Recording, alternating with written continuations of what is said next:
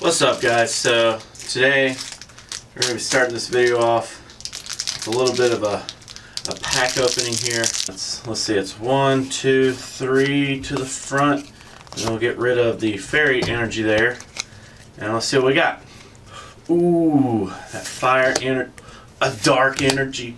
Hold on, a steel, a fighting, psychic, water, grass. Okay. So, I don't know what we got for the rare. This is gonna be... Oh! What is up, guys? So today we are back with another deep dive for the Nightmare Cup. Today we're actually taking a look at Drapion. So Drapion is one of my favorite candidates for the Nightmare Cup. He was actually a big candidate for me in the Twilight Cup as well, but I obviously didn't end up playing with him, so I definitely want to try to incorporate him if I can in the Nightmare Cup, just because he's like a scorpion. He's almost like a bug, right? Even though he doesn't carry the bug typing, which I think is stupid. Drapion is actually a dark and poison type Pokemon, which, as we've seen in the past, is a really strong typing. At level 40 with 15s across the board, you can max out at 2453. So if you actually have a 100% IV Skorupi in your box right now, this thing would be pretty freaking beastly in the Ultra League, just right off the bat. I mean, that's big.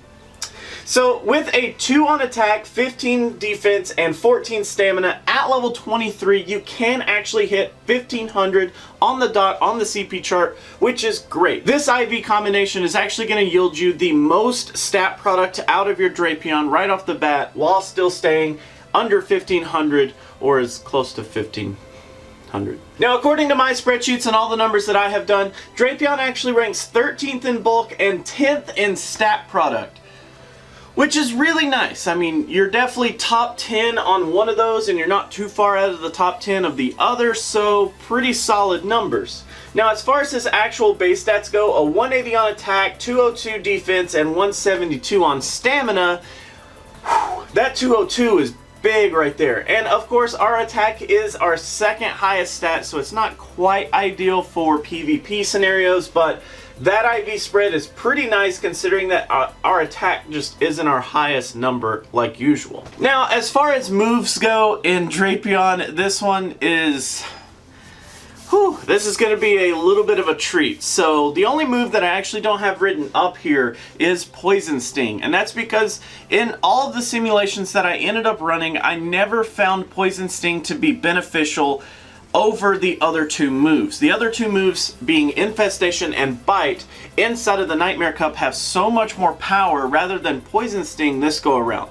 So while it's not written up here, let's talk just a tiny bit about it. So Poison Sting actually yields you 3 energy per turn with a 1.5 damage per turn. It is a poison type move, and since we do carry that poison typing, we do get that stab bonus, meaning that the damage ends up going from 1.5 to 1.8, which still isn't really enticing enough to even think about using. Our other fast moves end up being Infestation and Bite, like we said earlier, and both of these have some merit. So Infestation is a bug type move at 3.67 energy per turn and 2 damage per turn. Of course, since we're not a bug type for some stupid reason, we don't get our stab bonus there. But Bite is a dark type move at 2 energy per turn with a 4 damage per turn. Since we are a dark type, we do get this 4.8 stab, which is huge. That's big damage, almost 5 damage per turn. Holy cow, that's big. Moving on to our charge moves here, we do actually have 3 different charge moves on Drapion: Crunch, Aqua Tail, and Sludge Bomb. Aqua Tail is our only non-stab candidate, which is a water type move, but I do think that there's quite a bit of merit to actually having Aqua Tail in a lot of situations. So let's go over these. Crunch here is a dark type move, 45 energy to fire for 70 damage at a 1.56 damage per energy ratio. After stab, it does boost it to 84 damage, which makes it a 1.86 ratio. Aqua Tail here is a water type move, so no stab bonus, 35 energy to fire, 50 damage for a 1.43 damage per energy ratio. Sludge Bomb here is a poison type move for 50 energy 80 damage at a 1.6 damage per energy ratio, but after stab you actually get boosted to 96 damage at a 1.92 damage per energy ratio. So out of all these charge moves, all of them kind of have some merit in my opinion. They're all really low energy. We don't even go above 50 energy to fire. That's a pretty big deal. So Crunch is a dark type move. It's got great damage for a low energy cost. It's got a really high damage per energy ratio, being that we do carry that stab bonus with it.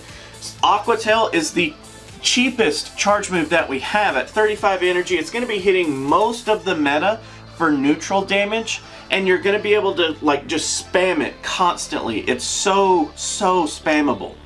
And then Sludge Bomb, which is our most expensive charge move, although it is our most efficient charge move at 1.92 after stab. That's big. That's a big payoff there. Here's the thing. I had a really hard time deciding which moveset was just the absolute best. So I decided to kind of tweak it around and figure out which one I like the most. So I ended up writing all those numbers down and translate them up here for you guys. So while this does look like a bunch of information, we'll go through it step by step, no big deal. So our first moveset that we're going to take a look at is actually Infestation, Crunch, and Aqua Tail. So we only end up carrying one stab move here, but Infestation is really important because it actually can hit both Dark and Psychics for super effective damage in the cup. It doesn't hurt the fightings quite nearly at all, and Crunch actually doesn't hurt the fightings quite as much, but Crunch actually helps us target some of the Psychic types in the cup with our super effective Crunch damage, while being able to also carry Aqua Tail to help cover a lot of the neutral damage that we can try to push out as well. So Infestation, Crunch, and Aqua Tail, when we talk about shielding, in a 0 versus 0 shield situation, so in a mock-up like closing situation, 55.7% of those matches are to be won by Drapion. In a 2 versus 0 shield situation, we actually end up winning 92.9% of those matchups. So that is when I have 2 shields and my opponent doesn't have any shields. That's pretty big. Our next scenario is a 0 versus 2 shield situation, so when my opponent has all of the shield advantage, we actually still end up winning 15.7%. That's pretty nice to see. Usually these numbers are down in the single digits, which that's pretty crazy.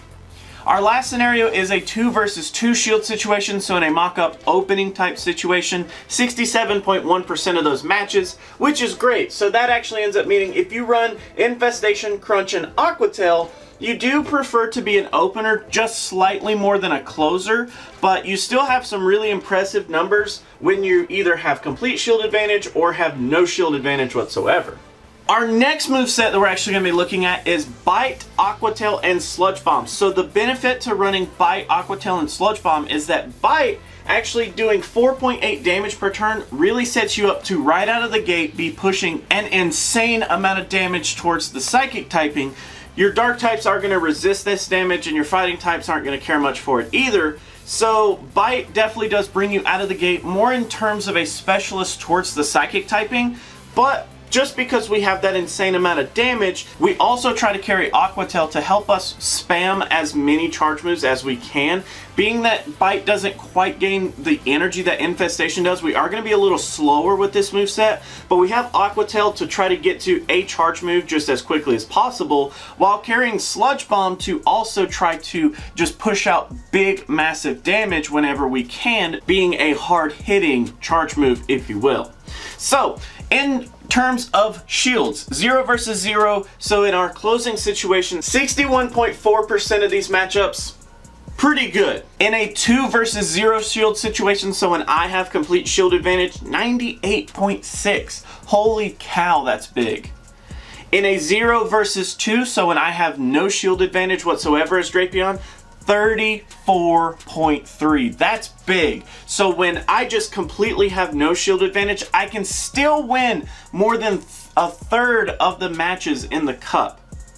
Think about that. Completely shieldless, Bite can put that much damage into just taking out more than a third of what's in the cup. Then our last scenario is the 2 versus 2, so in our opening situation, 64.3%. So looking at those numbers, we actually do see that we kind of prefer to open here again, but it's really close, so it's pretty even in a lot of senses. It's not weighted heavily towards one side rather than the other. Our last scenario here is actually using Infestation, Crunch, and Sludge Bomb. So not super different from our first moveset. The only difference is that we're trading out Aqua Tail, trying to be less spammy, but more hard hitting with our Drapion. So with Sludge Bomb, we do have that massive amount of damage. That 1.92 damage per energy ratio is nothing to laugh at. That's pretty large. So in this moveset, we actually end up winning 61.4% in the 0 versus 0 category. So as a closer, we're still baseline same as with the Bite, Aqua Tail, and Sludge Bomb. Now in the 2 versus 0 shield situation, so when I have complete shield advantage, we actually hit the 100% mark. We don't lose to a single Pokemon with this moveset if we have all of the shield advantage. Now on the flip side of this, if we have 0 shields and the opponent has 2 shields, we actually only win 7.1%. So that is usually where these numbers end up being for a 0 versus 2 for most Pokemon. And that single digit is, that's rough. That's hard to swallow. Now in our last scenario, the 2 versus 2, which is our opening type situation, 45.7% of those matchups go to us. So in our last moveset here, we actually do prefer to close pretty heavily rather than open here. So which of these movesets should you be choosing?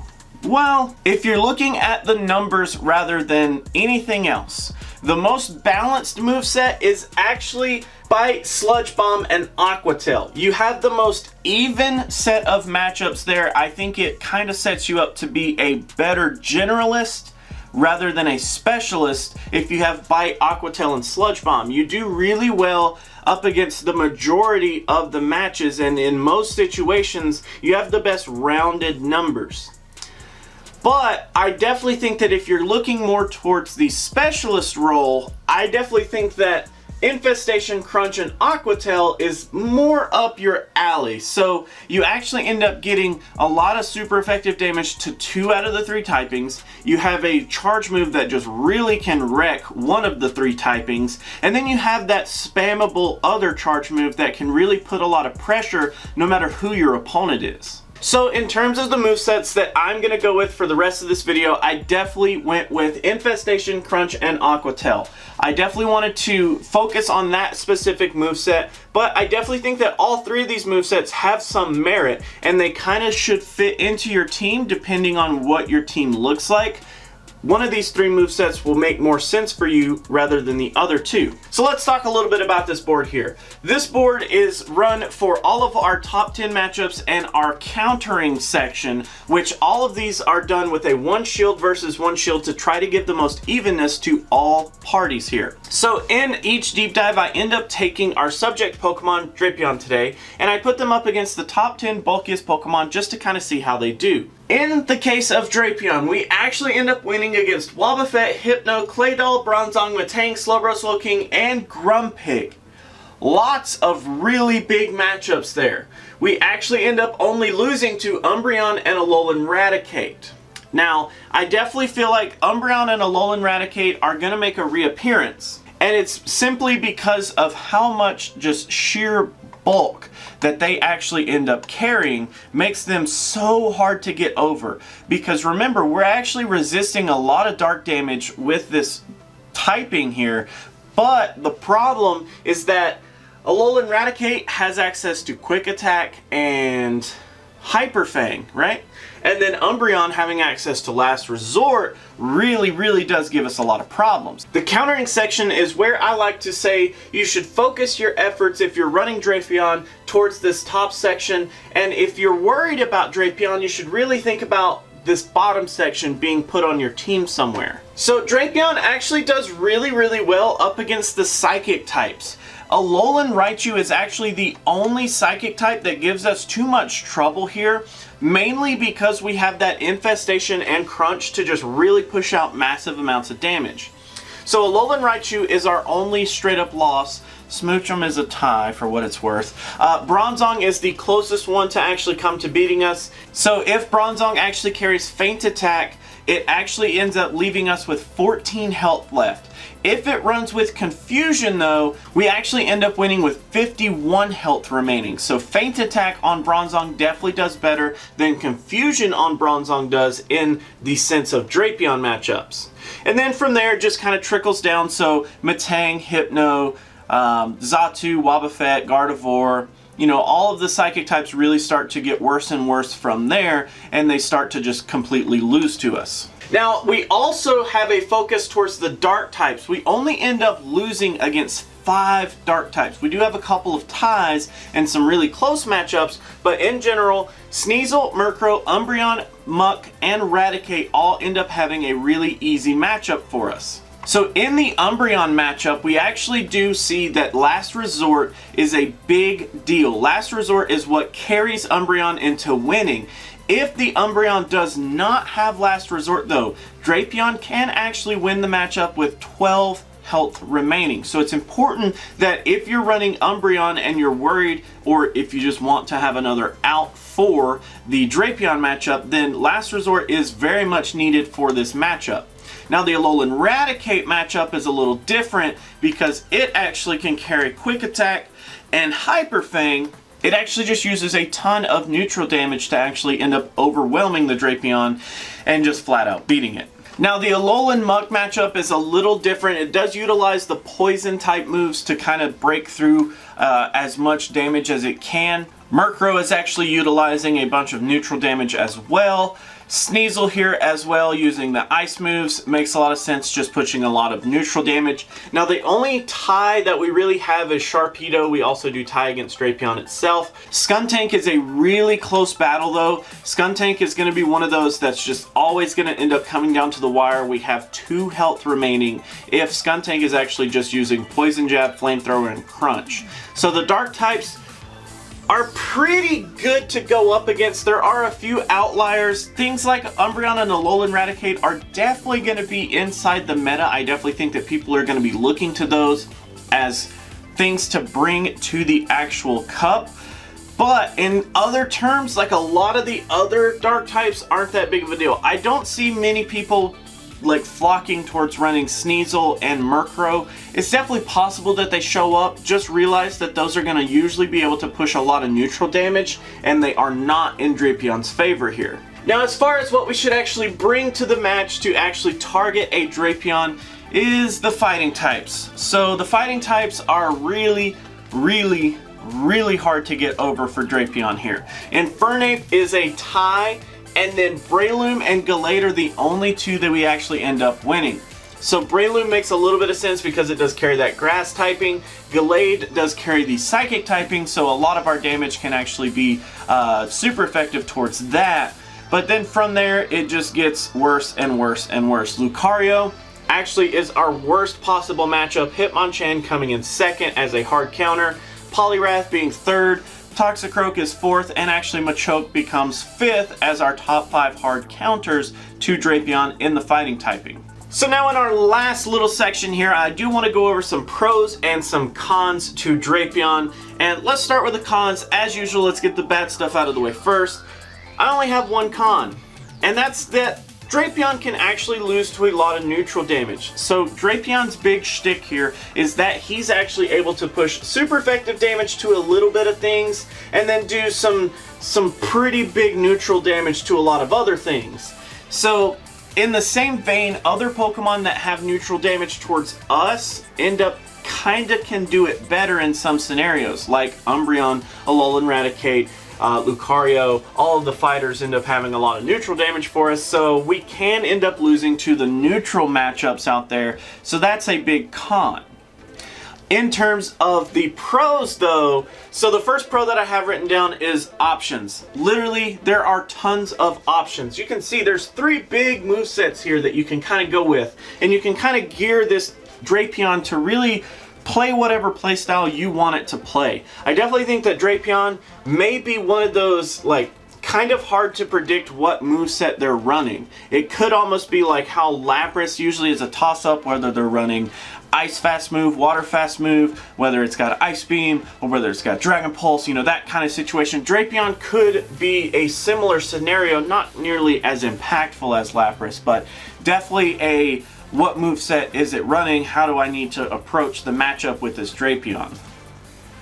And our other pro is that it actually has some really fast moves here. So being that you can have Infestation, which is almost 4 energy per turn, and then meaning that your Aqua Tail is the cheapest move, you can actually get to Aqua Tail in less than 10 turns, less than 5 seconds. You'll actually get to Aqua Tail, which is big. That's fast. That's really freaking fast in PvP. So I definitely think that Drapion has a lot of speed and a lot of options, which make him a really big powerhouse that I definitely think you should look into and try to figure out how well it works inside of your team. So that is actually it for Drapion, guys. Thank you so much for hanging out. I really enjoyed doing Drapion's deep dive. He's a bug in my opinion. He's a bug. I should get like a figure of Drapion. Do they make Drapion figures? Can I have one? Thank you guys so much for hanging out. Thank you so much for watching. Always remember, if you have any suggestions for deep dives or versus videos, you can put them down in the comments below. I'll put them over on the spreadsheet, and then we'll get to them as soon as I possibly can. I'm weeding through a ton of these deep dives, trying to get the ones that are most voted done as quickly as I possibly can, to kind of get to the other ones that aren't voted as much, to try to get to the ones that people are suggesting but don't really have the crowd backing them. So, thank you guys so much for watching. If you like to like videos, make sure you do that. If you don't, you can be that guy. Otherwise, let me know what you have to say down in those comments below. And until our next video, I will catch you then.